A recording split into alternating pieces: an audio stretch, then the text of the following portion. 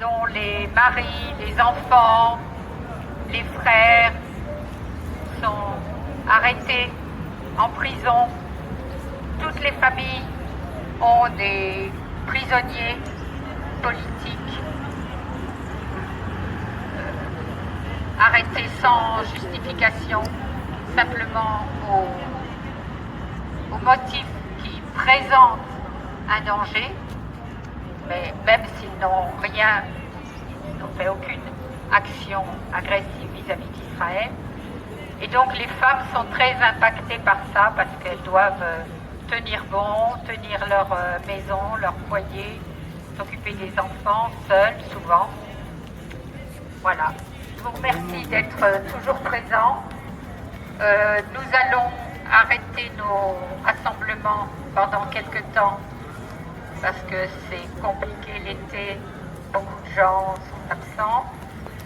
La chaleur ne nous aide pas non plus.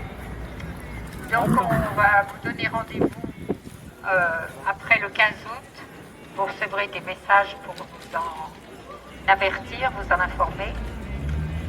Et nous vous remercions pour votre fidélité pour toute l'année, car beaucoup d'entre vous sont présents toutes les semaines pour défendre la Palestine qui en a grand besoin.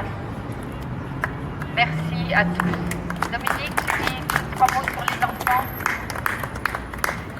C'est seulement pour vous encourager quand même à venir à la manifestation tout à l'heure pour le droit des enfants.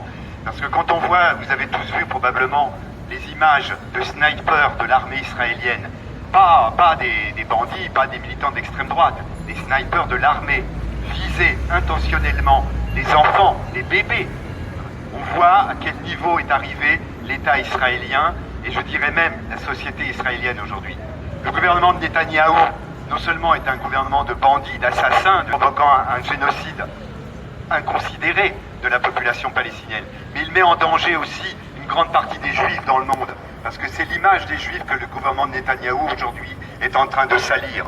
Et nous, c'est pas ça qu'on veut. On veut que les Juifs aient le droit de vivre aussi, mais on veut que les Palestiniens aient le droit de vivre. Et le fait d'assassiner, comme ils le font, des enfants avec volontairement, ce sont des militaires avec des ordres qui tirent sur des enfants, ça, c'est l'abjection la plus totale. Voilà pourquoi notre lutte aujourd'hui pour soutenir le peuple palestinien, elle est aussi pour soutenir les enfants chez nous qui subissent également les violences. Voilà, merci.